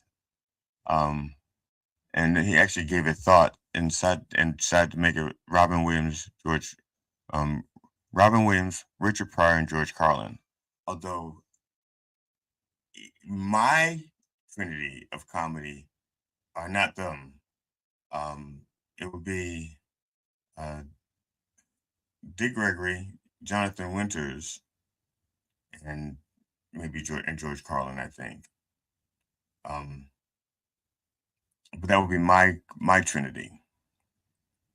The Reverend, because he's doing the show and he's doing his Holy Trinity of comedy, he wanted to be more accessible to people. He was trying to make it. It's kind of like breaking down very complicated books or stuff like that to so that people don't understand it. And the Reverend and I don't have to agree on the Holy Trinity of comedy. We have our own opinions, and mine is it's Jonathan Winters, Dick Gregory, and George Carlin, and he likes Robin Williams, Richard Pryor, and George Carlin. I mean, I like them, but I wouldn't call them a Holy Trinity. That's overstating. Pardon me. I need a drink. Let me give you this real quick. Let's The answer see. is greed. Give us one word on this photo. It's fucked up, one word. It's fucked up, not one word. I'm just going to say, "Whoa, Lord." No, that's two words also. Yep. Sweet Keep Jesus, trying. Michael Jackson. Holy boy, George. One word. Come on, you can do it. Man. Okay, I'm colorful. Colorful. Crayola. That's it. Praise Crayola. the That's my Lord. word. Crayola. Crayola. A colorful Crayola. Crayola. Okay. See, now we can move on to what's his pimp name. What do you think his pimp name is? Oh, Big Daddy Bird. Big Daddy Bird. They call him Big Bird for short. But yeah, it's Big Daddy Bird. Okay, I'm digging it. See, we are whizzing through this first part. What are these guys in line for? Wrong answer only. What do you think they're in line Well, for? they're not in line. Each one's got a dick stuck in the other one's ass. That's not a line. That's a train. Okay. Yeah, I've seen that movie. I've seen that movie. It's like seven. It was what the first movie was a 2 girls 1 cup, and this was like 7 guys and 7 butts. I think it was. But Oh no. yeah. Oh no, I am totally not getting into it with you. Well, I see that your hair looks so awesome and you always keep your beard and your mustache trimmed impeccably. So, Yes. what are your thoughts on the circle beard? This is like a new No. phenomenon going on. Okay. What do you think? I'm gonna tell you something real quick. If I may. Okay. You've heard of what's called a learning curve. Something happens and everybody has a learning curve, right? Well, what happens is if that curve goes around enough, it becomes a circle. And once you get a learning circle, motherfucker's crazy. And that's what they got. Instead of it's just a learning circle, motherfucker's crazy. That's yeah. It's a learning circle. Which is, yeah. So is it my opinion that you are not down with the circle beard? Like you're not digging the whole circle beard thing? You know what it looks like? It looks like you could just peel off the face from like Westworld or something. Like Terminator. That's what it looks like. You just peel the front, RoboCop. You just peel that front face off and then another face behind it. Lord, that's what it looks. That's what it looks like. It looks like. I had forgotten that was I don't know if that trend ever stuck around or people are still doing that. Does anybody know if people are still creating that circle beard thing? Where I have not seen another one ever since. I'm going to quickly Google circle beard because I don't know if it's still a thing. I have yet to see. I've never seen anybody in real life with a circle beard.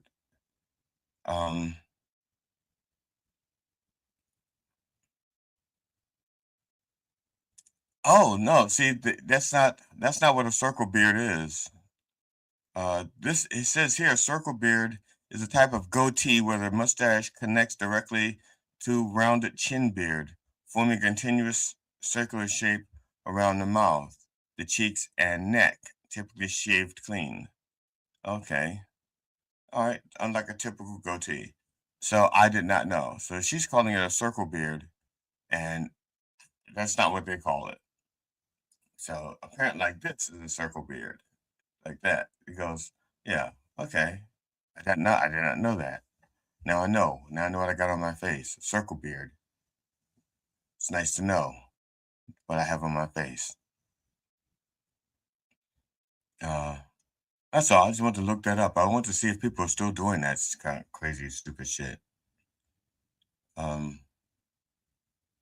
couple more minutes real quick, and then I'll see what else, if I can find something else to talk about. Or some shit like Terminator. Just peel that front of the face off, and then right there, the rest of that seam is right there, and all this mechanical shit's behind there. Lord have mercy. That's what it looks like. Gee. Well, we have made it to round number 2 by the skin of our chinny chin chin. And for all of you guys out there in the comedy world, if you guys are up in the Virginia Beach area, UBS and TV has stage slots available July 21st. Shout out to Katash and the gang. They always do amazing stage shows, and the people that you meet on these stages are second to none. Just get out there, tell them Sauce in the City sent you, and it should be all good. No, it's not all good. I want to get rid of that real quick. Clown for round number 2. Yes. Can I get a fuck yeah? Fuck yeah. This is going to be awesome. All right. If voicing your opinion costs you your best friend, would you still voice your opinion, and why or why not? I sure hell yeah, I still voice my opinion. Because my best friends know that I can't keep my mouth shut. And if they don't want the honest opinion, they don't ask me. All my friends, to be honest now, all my friends are strong and they can take my opinion.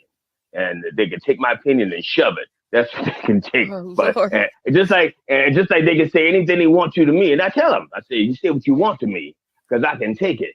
That doesn't mean I'm going to listen to it. But I'll hear you. It doesn't mean I'm going to follow your instructions, but I'm going to let you tell me what you think. And sometimes they're right, and I don't want to hear it. Yeah, but I tell them the truth. It's cost me a few friends. I've lost a few friends.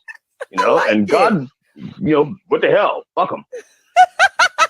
I love that answer. What the hell? Fuck them. All right. It's funny.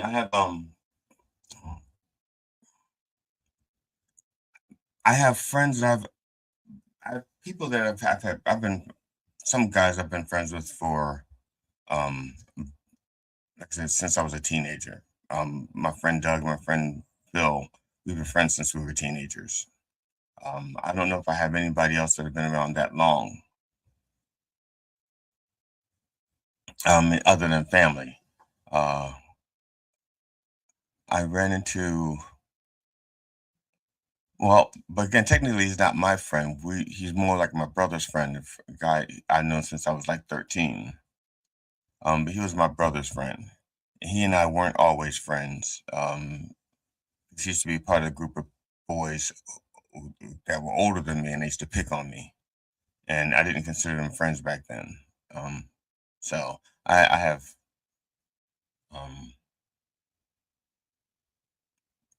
but my close friends, they can say anything they want to me, and I can pretty much say anything I want to them. But partly because I know what things not to say. I'll give you an example. I have a friend, he and I have the same birthday. And shortly after, I'm trying to think, was I separated or was I still married? I think I was still married to my first wife. And so my friend tells me that he and his wife, his first wife had gotten divorced. We were all friends. His wife I was friends with his wife and him, and I used to go to their house, for dinner, and their kids called me uncle. And so he and his wife got divorced, and he was remarrying, and he tells me he's getting married, and I said I wish him well, and I said just tell me she's not a Leo, and I said because Leo women are the worst things in the world for Scorpio men, and this is someone who doesn't really believe in horoscopes. My first wife was a Leo, and she was making my life miserable. And I wouldn't have noticed the Leo thing except for when I was younger. When I was younger, my mother dated a Leo man, a guy named Ronnie, I think his name was. After my father died, obviously. And she goes, "Oh, I hate Leo men." She goes, "Leo men are Leos are the worst." And she couldn't, she was like Leo. They're just like the lions. The male lions are cowards, and the female lions do all the fighting. And so my wife was Leo, and she did a lot of fighting. And so, she and I, we got along in the beginning. Just once we got married, just things went to hell. And so when my friend told me that he was getting married to getting married, I said, "Please don't marry Leo." And he starts laughing. He tells me her birthday, and they got the same birthday. Now they've been happy for 20 years or something. They've been together, I guess, a long time. Matter of fact, they just recently celebrated their wedding anniversary, and they're happy. And so, which just like I said, horoscopes don't mean diddly squat. So he and his wife are happy, and she's a nice person. Not that his first wife wasn't nice. His first wife was a lovely, lovely woman. Is a lovely woman. I still, we're still friends. Um, the kids still call me uncle. But yeah, oh my goodness, yeah, my first wife was and I'm yeah, yeah, okay, not gonna talk about that because I don't want to say anything mean about her, and I don't want to say anything nice about her because I mean yeah, I could say something nice about her, but the nice things I would say seem kind of shallow, so I'm not going to do that. And the mean things I would say sounds like I'm exaggerating. Um, but okay, I give this is neither mean nor nice. This is just the thing. This is just the thing that happened. Um, my stepdaughter and I, we'd seen something on television about elephants. It was a special. We was watching a special about elephants, and these elephants were like in a circus or something. They were in captivity. I think it was a circus. And what happens is the little elephants couldn't eat until the big elephants were finished. Um, and so the elephants, once, so the elephants were trained that once they finished eating, they would put their trunks up like this, and then they get a treat away from the straw and stuff that they're eating. So they would do this, and they would just hold it. And when they did that, the little elephants, the baby elephants, would then go through and eat because they didn't worry about getting hit with the trunks and stuff. So my stepdaughter and I, we were at the dinner table, and I finished eating first, I think. No, my stepdaughter finished first. And when she finished eating, she took her hand and did this, like she had a trunk and put it on her forehead, just like this. And she just stayed there, just sat there, just like that. And so when I finished eating, I did that, and we just sat quietly. And then my wife looked at us and she says, "What are y'all doing?" Because we're at the dinner table. She says, "What are you doing at the dinner table?" And I said, "We're done eating." And she goes, "So why are you doing that?" I said, "We're waiting for you to finish so that we can all be done together and we can put the plates away." And she got so annoyed. She got so angry at us. And then the phone rang, and she gets up. I was ready to go again. I was the closest one to the phone. And all I had to do was reach back and grab it. And I turn around to do this, and she gets up from the opposite side of the table and goes, "I got it. I got it." And she walks across the room and she picks up the phone and she goes, "We're having dinner," and slams the phone down and breaks. No, well, she didn't break it, but the piece came off the phone. I could fix it. I fixed it. So it wasn't like broken, it just came apart. She slams the phone down, it comes apart, and I fix it. And I looked at her when she did that, and I said, "That'll show them." said, break our phone. That'll teach them how to not to call us during dinner time. And she goes, they got some nerve calling us during dinner. I said, they don't know what we're doing in our room. We don't know what we're doing in our house. They don't know what time we eat dinner. They're just calling. You're nasty. I don't think I called her nasty at the time. I just said, and slamming down the phone does not help. That's just one more thing for me to fix. It didn't do anything to them. If it's a robocall, they'll call again tomorrow night. And if it's a salesperson, they'll just give the number to someone else because they didn't get a response. They don't know. So yeah, you taught them a real lesson. Yeah, but that's the kind of person she was. Not nice, not bad. I'm just saying that was just a thing that happened. A I told last night I was talking about this last Super Bowl that the Steelers played against the Cowboys, I think. Well, it was the Steelers and the Cowboys playing in the Super Bowl. It was probably like 1998. I think I can look that up. But it's the late 90s. And at that time, I had a radio station called clickhere.com. It was a radio station, it's an internet radio station. I ran it from my home 24 hours a day, 7 days a week.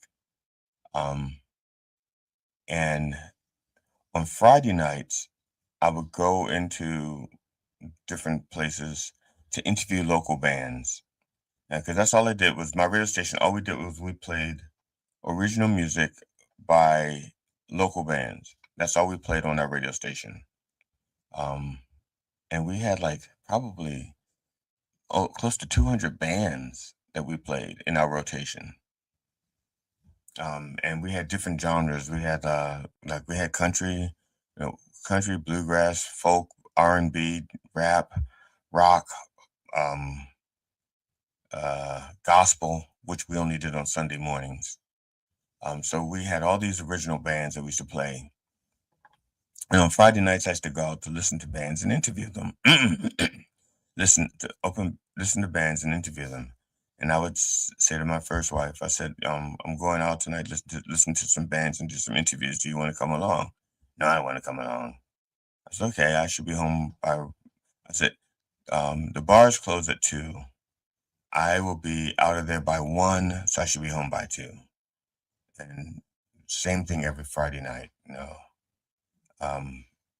So one Friday night, I'm out doing what I do, and I come home, no big deal. Saturday, no big deal. Sunday comes along, and the Super Bowl is about to start, and the phone rings, and I pick it up as my nephew, and he's calling me from the Super Bowl, like the 50-yard line or something, and he says, Uncle Glenn, it's a real shame you couldn't make it. I said, what do you mean I couldn't make it? He goes, I had a ticket for you. All you had to do is pay for your flight. I said, wait, you had a ticket for me to go to the Super Bowl? He goes, yeah, didn't your wife tell you? I said, no, she didn't tell me. And when I said that, she walked by and she looked at me and she goes, if you had brought your black ass home, maybe I'd have given you your message.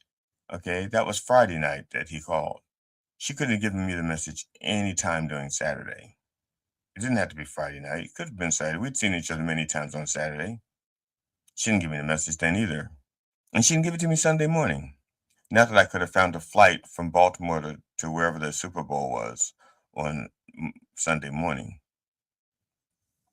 But I had a credit card. I could have bought a flight Friday night or Saturday. I could have gotten a flight on Saturday to fly out for the Super Bowl. Well, you're damn right. Free ticket, 50-yard line? Yeah, well, yeah. And so she just walks by again. She says, if you'd brought your black ass home, I'd have given you a message. And then she kept on walking.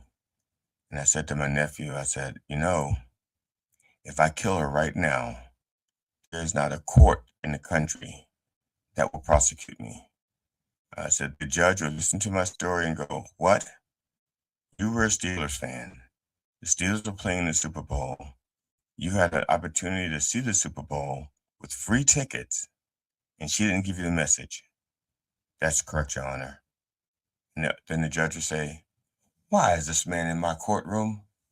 I would have killed her. You know, that's it. That's the kind of person that she was, my first wife. So, and I'm telling, and in this monotone voice, as much, I wanted the story. I mean, yeah, I could have told the story gets a little bit more lively. And also, I'm trying not to be too loud because my wife was working from home in the next room, and I don't want to be so loud that I'm gonna get picked up by her phone because that's happened once before. Uh, I something can't remember, and I said, "Cunt, cunt, cunt," and it just so happens that that's what they heard was this cunt, cunt, cunt more. Because I'm sorry, my husband's on the radio show, and he goes, what kind of radio show lets him say cunt? Well, lets them say that. So,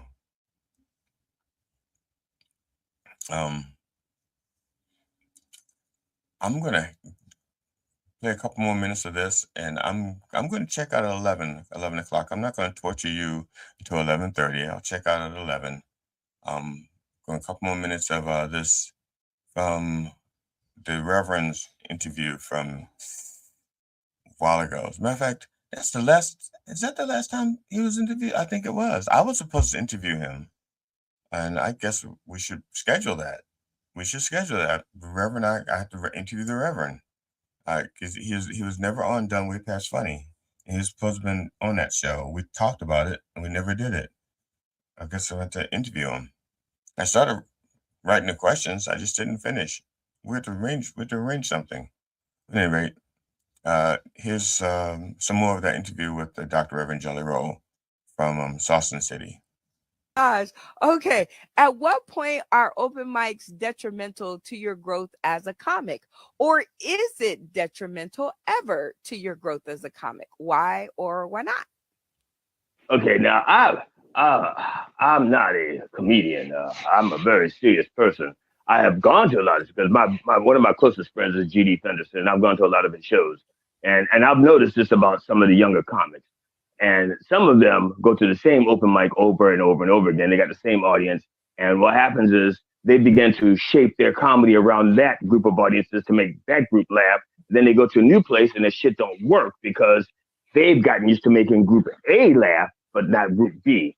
So that's one thing. You have to diversify. And the other thing is you have to write for yourself. So when the open mics dictate what you do, then you're in trouble. You need to be yourself. Find your voice, and then you dictate to the audience what they're going to see. See, but you don't force it down their throat like Black History Month. You don't force it down their throat. You do it use Astroglide. You place it gently in the mouth and let it slide down. Yeah. Oh my God. That's when it's detrimental. When you don't grow, if you're not growing, it's detrimental, but you got to diversify. You got to diversify. I Absolutely love it. How about this question? What was your most memorable show, Dr. Reverend Jelly Roll? Tell us a little bit about it. I'm gonna tell you, I have done a few shows with GD Fenderson. I'm gonna tell you one of those. I did a show. I won't mention the club because they won't have me back, and fuck them. And so I'm not going to mention them. They haven't had me back, and they won't even have GD back. They won't have either one of us back, so fuck them. I'm not mentioning their names. But I did this one show, and I was doing a healing for the group, for everybody. I was doing a live healing, and they were simulcasting on and everything. And this one guy asked me for his advice, and I walked over to him to talk to him, but I couldn't hear a damn thing he said because his girlfriend's titties were so loud that I kept saying, "What you say? Wait a minute." And I took off my coat and I covered up her breastises so that I could focus on what he was saying. And when he finished talking, I took my jacket back and it smelled so nice, like talcum powder and mother's milk. It was a beautiful thing. Yeah. So that's my most memorable show. But I won't say the place I did it because they won't have me back, and fuck them. They won't have you back and fuck them, huh? That's right. Just fuck them. Just fuck them all the way over.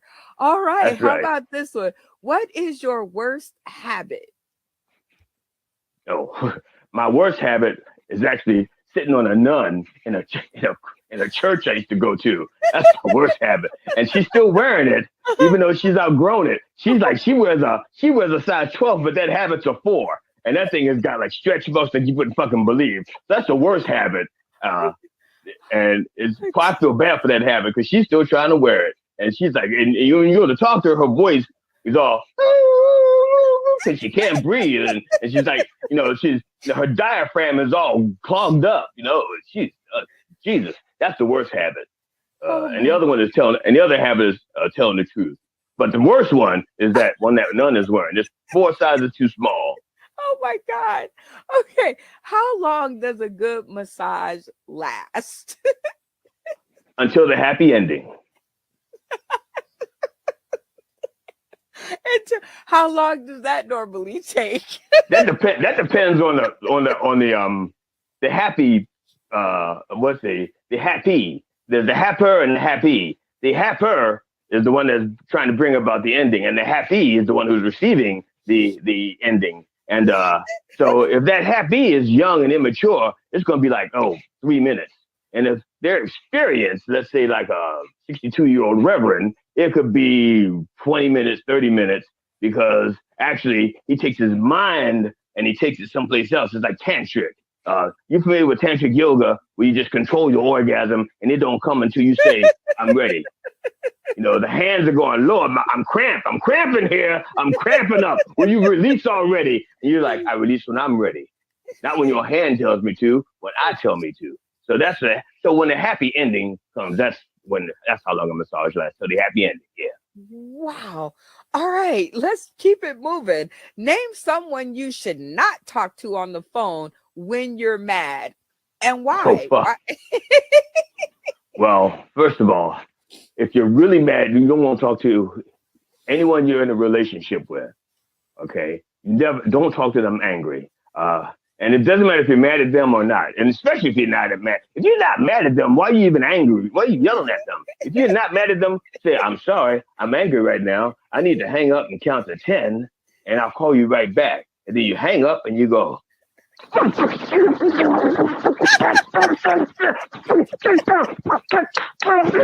you go, hey, baby. Yeah, I'm sorry.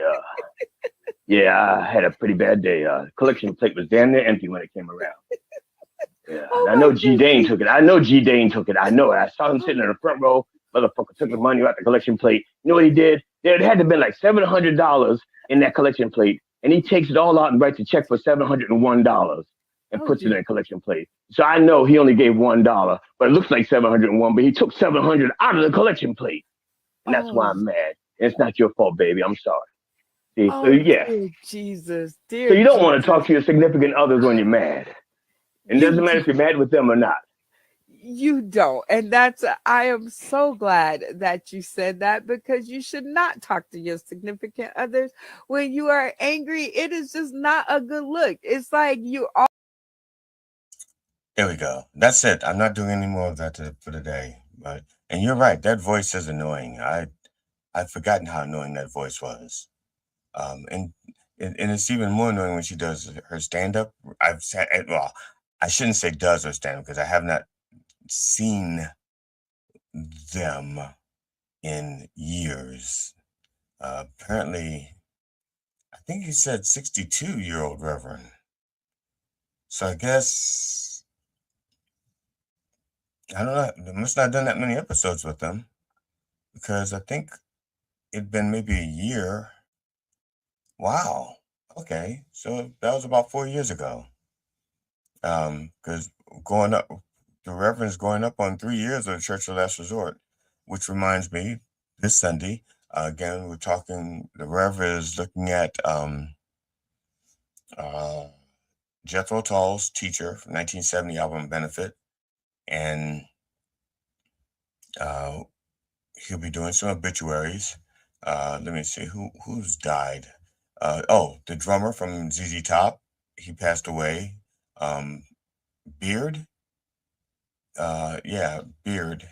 Can't remember his first name. I'm trying to find my notes. Well, then Beard died, and he's the only member of the band who didn't have a beard. Director Mark Rydell passed away. A former Colorado's Rocky ball player, Butch Husky, that passed away. Tommy John passed away. He's the one who they actually named it Tommy John surgery. Tommy John surgery. They named Tommy John surgery. They named it after him. He's passed away. Jessica Bang, professional golfer, passed away.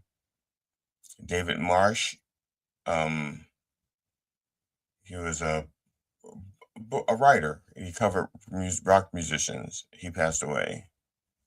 So there's and Hayden Panettiere, she passed away. So quite a few people. There's I don't even know if he's going to cover all these deaths. It's going to depend on how much time he takes up. There was John Nealon passed away, O.J. Brigance, Bill Rossman. Wow. Now, Bill Rossman was one of the founders of ESPN. So, and that's a lot of deaths. So we not cover all of them. But he's got quite a bit to talk about. So that and the Not Looking for God in All the Wrong Places is, again, Teacher by Jethro Tull from the album, 1970 album Benefit. So I thank you guys for listening, for watching. Yes, Frank Beard. Frank Beard passed away.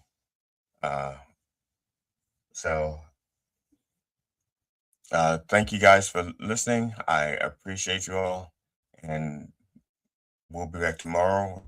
If Matt can find his way home with his one good eye, he'll be back on the show tomorrow. And thank you so much for being here. And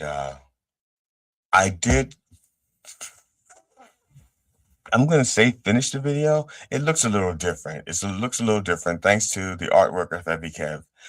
There's a bunch of blank spaces in there, and I've just filled them with the artwork of Heavy Kev. So thank you for listening and watching, and This Must Be a Mistake from the 1996 CD, Volatile Cocktail. Yeah, this one here. Yeah. By Urban Poet Society. So thank you very much and enjoy.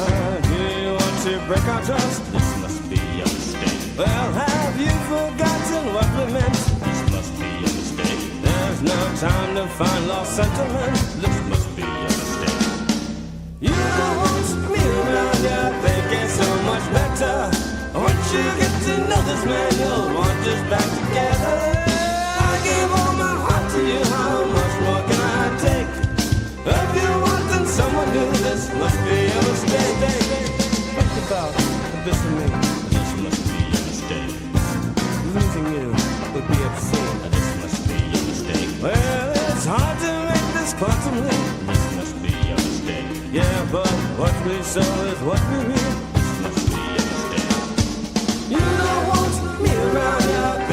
so much better. Once you get to know this man, you'll want us back together. I give all my heart to you, how much more can I take? Love you once and someone new, this must be a mistake.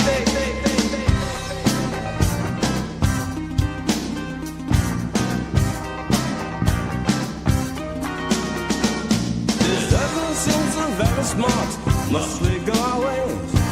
Because we're making both our lives a waste of yesterdays. Misguided by our own self-worth and take our work away. So tell me, this must be a mistake. This must be a mistake. This must be a mistake.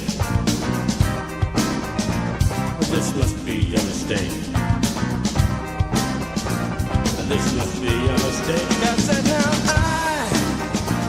this must be a mistake. I said now this must be a mistake. This must be a mistake. This must be a mistake. I said now this must be a mistake. I said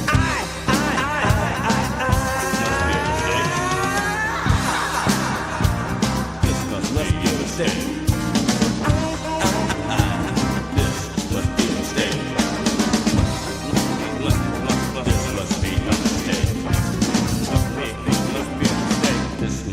A mistake. You're right.